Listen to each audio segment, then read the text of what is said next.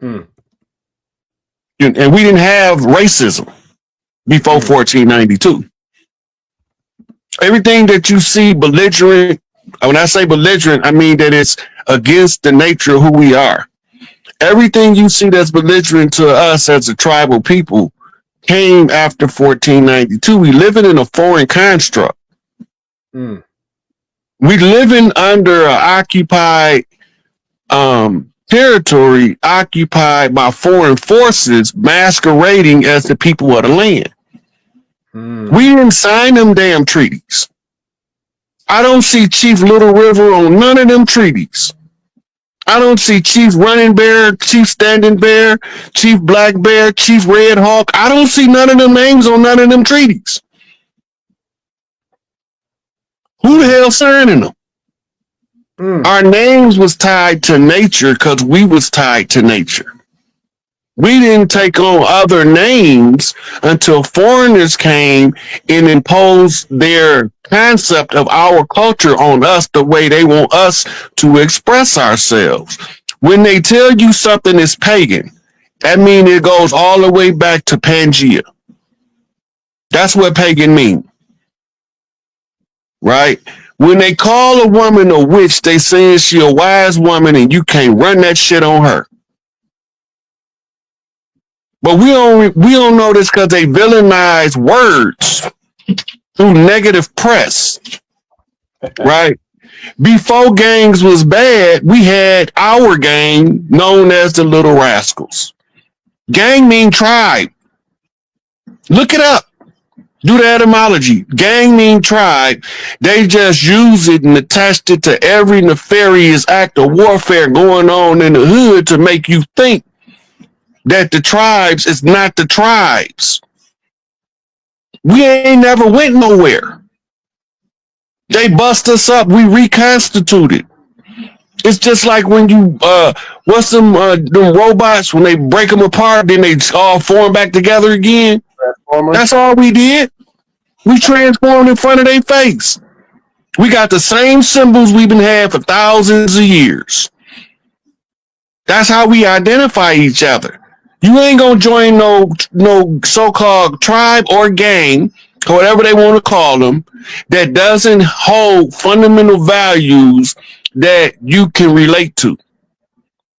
That's the allure, the attraction. The tribe have to move according to how the tribes always move. Crip walking ain't new. It was remembered and reperformed. All Crip walking is Tookie walking with the chains on his ankle through the death row, dead man walking, crooked man on the lane. You see, they didn't electrocute him because that shit wouldn't have did nothing but made him stronger. So they froze him in Area 51. Woo! We about to go in now, buddy. We about to go in. So now, what you just said, I love that. What you just said, where does that play into the demonic so-called, I guess, power or extraction of power that some of these other beings or these people, like for example, the Skull and Bones Society, don't they have like the real skull and bones of, was it it was Geronimo. It was Geronimo's skull and his femur bones. Yes, sir. Can you kind of break that down into where we about the to go? Skull and Bones came over here as pirates. The Skull and Bones came over here as pirates, and their counterpart is an Oxford. I think it's. I don't have a flyer for it, y'all, but on Friday, because I've been waiting for Grand Sheik to give me the title for Friday, but we will be on Friday, Grand Sheik and I, and this Friday coming up at 7:30 Eastern. So, and I'm looking forward to when we introduce that new song, Chief. Oh, yeah. I think they'll like it. I think they'll like it. I like it. I got it on heavy rotation in my little playlist and so forth. They'll be singing it, I think. The ones that can. But yeah, we're gonna I was like, I couldn't even believe who you told me was singing. Yeah. Yeah. We're not gonna tell them, but it's catchy, isn't it? As they used to say back in the 50s and 60s, it's groovy, baby, groovy. It is absolutely. Shout out to brother Rod's Bristol Bay. He's the bomb, as they say, he's the bomb.com when it comes to that. So when folks hear this new, they hear the new song, they're gonna like, oh wow, you know, yeah, you can. But I'm waiting because we're to do a video intro with it, so it'll be our new intro. But you know, Sister Cynthia said, you know, make it short. I don't want to make it short. We'll play the whole thing. I just like the whole thing, you know. But it's good. It's good. I'm excited. And I know they love to hear my spiritual daughter sing. But she did that song 10 years ago. It was 2015. She sang it on the phone, and we just put it up just like it was off the you know, like the phone recording. But this is a major upgrade as far as just, you know, having, you know, I'm not going to retire her song altogether, but I think they'll like the new one. You liked it. Yeah. Yeah. So, but yeah, so Grand Chic is going to be on. I just don't have a thing to put up to tell you because he didn't tell me what he wanted us to talk about, but he told me he would tell me. So sometime between now and Friday, I will know, but we'll be on to talk about something, you know. And he might even be here. So he's talking about maybe coming to Delaware. So he might even be sitting beside me like old times. He said he misses me. Chief, before we go, is there anything else you want to tell us? Because I've been kind of running things and directing things, but tell us something that you didn't get to say that you want to say. Take out however long you want. I don't have a lot left. Just pay attention to the solar flares and the Schumann resonance, because that's where the genetic upgrades is coming from. And you be feeling funny, go check it, because it might be related to you being upgraded. I've been feeling funny lately. So what's that mean? Look up the Schumann resonance and the solar flares. They going at it. They having a whole conversation. Shouldn't be avoiding them, right or no? No, look, the universe speaking frequency. They don't use English. Mm-hmm. And the frequency is measurable by man-made instruments. So you can actually see what the sun is doing and what the earth is doing in response. They're having a whole two-way dialogue. Mm-hmm. Yeah, you know, I feel a little different, you know what I mean? And I've been trying to figure out why I feel different, you know what I mean? Why I'm feeling certain feelings of, you know, and it may be, maybe that's something to do with that. I don't know. Well, I know the women gonna get the most upgrades faster than anybody else because they control mitochondria, and that's where the genetic upgrades is coming through the frequency that comes through the mitochondria. So the solar flares, are we seeing them or just feeling them? I mean, are we literally going to see things flat in the sky, or is it just energy that, you know, is the Aurora Borealis, or the Northern Lights and the Southern Lights, mm-hmm. going to be able to be seen in places where they're not normally seen because of the frequencies coming in. It's giving like a ripple effect, a rolling aura response. So you be able, they've been reporting it and filming it too. Some people have been on social media filming the Northern Lights. But you'll be able to see that. But also, there's a whole bunch of extra planetary bodies in the solar system right now. I mean, are they planets or are they vessels? I mean, they can't be planetary. They can't be vessels if they're planets. So things are coming into closer, or what's happening? Well, you got to remember that we got a binary star system. When a secondary star comes through, it got a debris trail that follows it. In that debris trail are ships, planets, asteroids, meteors. It's all following that It's in the tailwind and it's being drugged behind it, like cans on a wedding car. Really? I know they've been talking about the potential of a couple of asteroids hitting and stuff like that. That's why they're doing all the warnings now.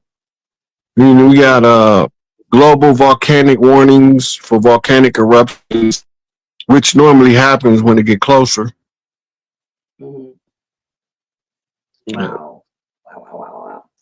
Well, okay. But not to worry, just to receive it, look it up, see what you're supposed to be doing. Maybe you should be the time for rituals and meditation or some kind of cleansing to prepare for what's happening. If you ain't did your cleanses now, you behind, so you need to catch up. But you need your filters clean, heavy metal detox. You know what? And yeah, so tell me what else we need, because that's a good segue to what I want to say before y'all go, because y'all like to go before I say. In the practice grounding. The grounding helps you stabilize your inner energy. Okay. Yeah. Wow. Well, speaking of that, Chief, the other one, that's like one bomb for about the 20 that you deserve, but I just had to say.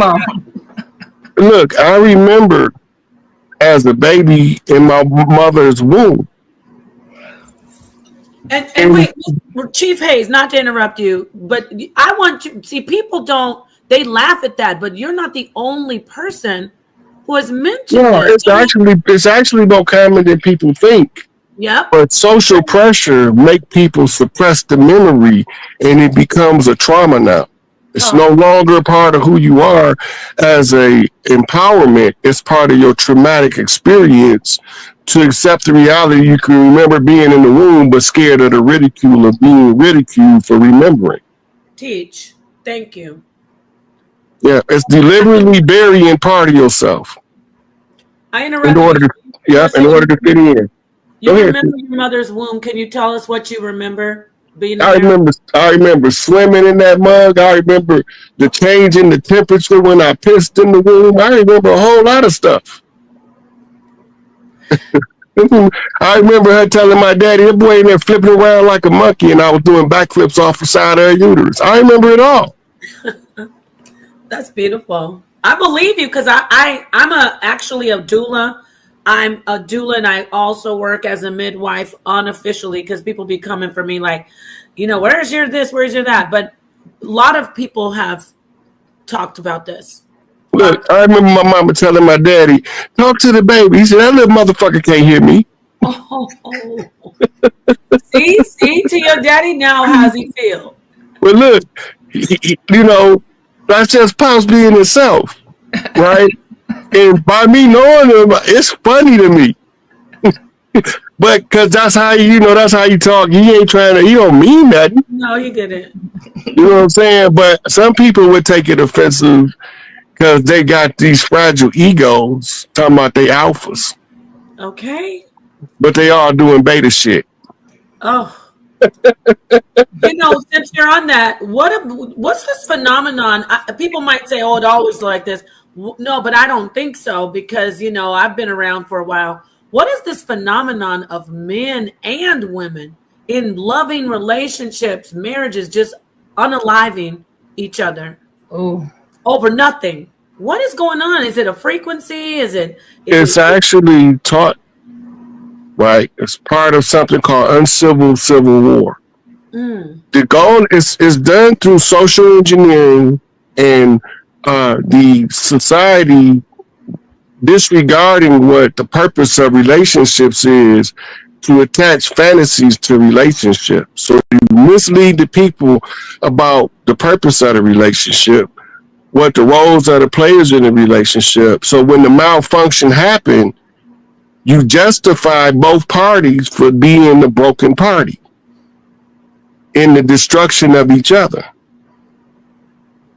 So the woman that shoots her husband because he was abusive becomes celebrated. Right? The abusive husband who eventually kills his wife also becomes villainized by celebrating. They're celebrating him, but they're celebrating him as the villain. Long as they keep the same amount of out front in the celebration, the people can still feed the energy. It's about miseducation on purpose. Can you add in though, like the Manchurian Candidate stuff? Like, is there anything that there's some, I don't know, is there some kind of, you know, the voice to skull thing going on with this happening? Well, they do have technology that can shoot thoughts into your head. Right. That's all copyrighted technology that anybody that Google it, it's that easy to find. That's like, that ain't even no secret no more. Let me ask you a question. Mm-hmm.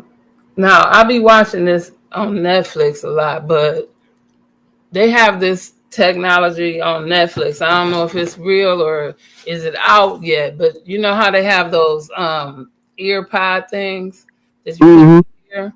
Okay, so they have these things that they put on your temple, right? And so they playing games with them. And I've seen a couple of shows. The show is called, I know that can come up, right? The show is called Black Mirror, but it's a few other shows, right? And they putting these things on their temples, and they doing insurance policies, and they put them on their temple, and they make them smell beer, and then they can see everything that happened without them even telling. They just ask them a few questions, and the next thing you know, they saw everything that happened. So you can't even lie on the insurance frauds, right? And things of that. And it's for the memory. And they playing video games, and now the video games, instead of literally your eyes roll back in your head. People are writing books now with this kind of stuff. This is the new technology with this little temple piece. Right, and they going into other dimensions and all kind of stuff with just this little thing. It's not in your ear no more. It's on your temple. Yeah. Now let me tell you. Let me tell you a secret. Okay. That's old technology. The greatest and coldest piece of technology you ever gonna find is called the human body. It's the tech of the gods. They just coming with some man tech. The technology of mortals, but they still can't match the technology of the gods. The highest technology produced in the 3D by the gods is the human body, and they still trying to control it, where we gave the human the ability to control it without none of them devices. So now, while they're trying to figure out how to get control of the device, the human body, the guys already gave the human control of the body and the mind. Right, but now they're trying to have a mind to replace. Right, because they're trying to hijack you and keep you as a slave. That's that Matrix plug you in the back of the head situation. Because once they get people comfortable using it, they gonna forget they in 3D anyway. It's mass disassociation. Wow. So it's turning the higher mind off, so it won't participate with the body. So they can control it as a computer program instead of it being controlled as a computer for the gods called a body. Your emotions, your navigation system, right? And once you know how to read your navigation system, all of their technology pales in comparison to what you can do with your own mind. You can deconstruct their technology with your mind just by looking at it. And they're trying to figure out how to live forever, how the human body does that. Can you speak to us a little bit? The human body was never designed to deteriorate. That's programmable. Oh, wow. Okay. We got something called the human aging hormone. It's a lady to show you how it works named Cynthia Kenyon. She's a PhD out of the UCLA Berkeley gerontology program. The human body was designed to live eternally, but we get tired of these things. We want to look different. I want a body this year, this lifetime, where I can lift a lot of weight. But the next body, I don't want one of them big, but I want one that I can run far distances. Jumping avatars is all we call it. Wow. Like super soldiers? Yeah. Look, every time we jump avatars, we write a book of life. Oh, wow. Okay. So when we get in the avatar, how well can you live your book of life? Right? This ain't nobody here by accident. Ain't nobody here by chance. No. It's only those who choose to wake up and those who fight it the hardest. You know, like some people don't like to get out the bed. Oh, yeah. When you try to wake them up, they be ready to fight. Look, in prison, we had a rule. Don't wake nobody up because you don't know what they're going to do when they wake up. Oh, wow. Wow. And if you got to wake your bunkie up, you're supposed to step outside the cell. Okay. So when you say the avatars, we're back to what we're talking about. These avatars. You heard of the string theory with Michio Kaku? Like he says, there's infinite dimensions and different realms. Yeah, that's what the show Sliders is about. Okay, so that is something that's actually parallel dimensions. You can see parallel dimensions sometimes if your third eye is open. But the wavelength of a parallel universe right next to you is the outside of your light spectrum, so you can't see it. It's still there. It's still visible, but it's not visible in the light spectrum you're looking in. You have to learn how to shift your consciousness in order to see the neighboring timeline. Because the consciousness wavelength you own is designed to see the consciousness in this one timeline. But the mind has the ability, they call it being psychic, clairvoyant, to look down many different timelines to find the answer to the trajectory of the timeline you own. They call that giving you a prophecy. Right. It's timelines. Like Interstellar. Yeah. And you learn how to navigate your timeline by your mama teaching you how to navigate life. If she don't teach you correctly, you're going to make all the mistakes in the world till you figure it out. But if she teach you correctly, you might make a couple mistakes. They might be big as hell because you're not going to make no little ones. Right. See, so, but we always take whatever mama give us is the foundation that we build our life on. Most of us don't understand that, good or bad. And some of us came down here to be treated like shit until we get our shit together. Did they choose that? It's in your book of life. Right. You can't experience a reality that you didn't agree to experience. It won't exist. Right. So we write these books of lies, then we weave them together so we can have company while we live in it. But we all come from one central consciousness. Yeah. We just travel different wavelengths to get here. And what you call I don't know if I missed you saying this before or even tonight. What is we are one with the power, or what do you think of as, is there a God that is above or more powerful than you, in your opinion? In the universal mind, all things exist. Right. We are just a laptop. Our short-term memory is a RAM. Our long-term memory is a hard drive. Our infinite memory is the cloud. The universal consciousness. Yes. We all have access to it, but most of us too lazy to do what's required to access it because of the amount of focus and concentration through training yourself to do it.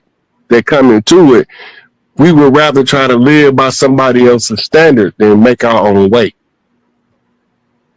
So we let other people tell us how to live our book of life instead of living the book of life that we wrote when we came.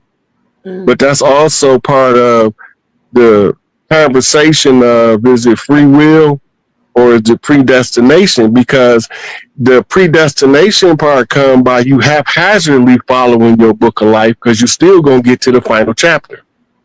Mm. You're just gonna do it haphazardly. But the one who chooses and applies his willpower is a straight and progressive growth. You got to start from somewhere, though. So do you say, I want to ask you, would you say, or can you talk to me about, or us about, when you're in that, when you're outside of this material self, or okay, and you are, I guess, in between, you said jumping from avatar to avatar, are you realizing outside of self, the body, outside of flesh, oh, that's just, I could just jump from another avatar anyway. So once you're in, talk to me, like, is that particular spirit or whatever that is, that energy inside of us when we're not motivated, is it saying, well, this isn't anything anyway, I can move on? Outside the body, we are what's called neuter gender light beings. Yes. Right?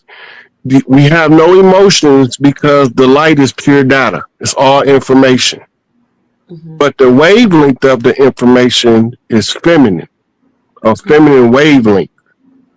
They call it wisdom. When we learn how to use it, it becomes wisdom. Right. Right? That's the masculine expression of it, though. The feminine expression of it is unconditional love. And that's when you connect the two, takes the highest frequency of man can reach. That's what they call your God status or your Christ mode. I was going to say that. That's Christ. Right. Because now you took your RAM, overrode the hard drive, and plugged straight into the universal consciousness in order to just answer the question. I'm getting a little emotional right now from that. You hit it right there. You know, that right there. Let's stay on that, because this is the Christ mode that you said. It's the unconditional love put together with the wisdom. Yeah. And that unconditional love includes being humble or sacrificing, right? Look, sacrifice is a misunderstood concept. Talk to us about it. Sacrifice is what you're willing to give up in order to help somebody with no return on investment. Very few people are willing to give anything up with no return on investment. Come on. There you go. But the side effect... Let me ask you, is that's the Christ? We're still in the Christ, right? Yeah. Okay, go on, because you're feeding everybody, but this is what I'm getting the chills. So you got to get to that level, right? This understanding that a sacrifice is to be able to not always look for something when you do something good. You do it because it's who you is. You don't do it because somebody watching. Come on. This is my next photo op. You do it because that's who you are. And the side effect of that is you open up the channels of reciprocity. Right? Now, the reciprocity, even when you're not looking for it, brings you the gift. And then you kicks in something called gratitude. Because you didn't have to pay me for it because I didn't ask you for nothing. See. Come on. Now, the frequency of the being is rising, but we don't have that understanding because we stuck on the money and the power. Come on. Instead of seeking the money and the power, seek your higher self. Your best expression of who you are is your higher self. Yes. If somebody asks you a question and you don't know the answer, ask yourself why. Why you don't know the answer? It is going to make you say, well, let me go find an answer. This is beautiful. And after you go through life of people asking you questions that you don't know the answer to, and you go seek the people who had the answer in order to understand the answer. That's called looking at it in stages and degrees. You're building yourself up, using other people's curiosity as fuel for your growth. When you get to a certain level and you see stuff that other people didn't see because they was asking you and you didn't have the answer. But now that you done went to find all of the answers that they was asking you, put it all together. When you put it all together, you give it back to the people. And are you acting like you are God when you do that, right? You're a God when you acting that way, when you do those acts? You're the vessel for God. You are the hands. You are the right hand. You're the tool that God used to help others because you're in your highest form. I love it. One of the biggest misconceptions is being misused. People will be like, oh, they was using me. Be thankful that you was useful. Oh, wow. What about the ones who want to use you up? That's misusing you. Okay. They using, if you use somebody out of context or purpose, that's misusing them. Yes. But if they're useful and they willing to be useful, use them. But respect what you use because you might need it again. That part. But it was useful. And what it's because there's reciprocity going on, right? Yes. Yeah. Oh, wow. That's awesome. But if you offended for somebody using you, then you mad because you was useful. You gonna try to be useless. Oh wow. That's good. I like that. Yeah. You should be glad that you're useful. Yeah. But just because you agreed to let somebody use you, you shouldn't feel no way about it. Because you should know where to draw the line. You ain't got to be a doormat. That thing that I will not do, and I don't care how many times you ask me, my answer's still going to be no. I need the boss. Oh, wait, please, Chief Hayes. No is a superpower. Chief Hayes, I say this, and I want you to talk to us about submission. I'm an advocate for submission, but then people misunderstand. I tell the ladies, the sisters, I say, you're not a toilet, you're not a doormat, and you're not a buffet. Because it's not going to be a buffet, it's going to be a smorgasbord, right? You bring something, a potluck. So talk to us about submission. Does submission mean, really, I want you to talk to the other brothers. Submission to be a doormat? I don't want no woman that's a doormat. I want my woman to be able to say, no, that don't make sense. Because if we do it that way, this is what's going to happen. Sakina, you heard that? Her sitting down because I told her to do it, talking about, yep, and we ride off a cliff. Because I thought I knew the map. And she got the map in her hand. Oh, my God. Listen, that's teamwork make the dream work. Talk. Don't misunderstand submission, meaning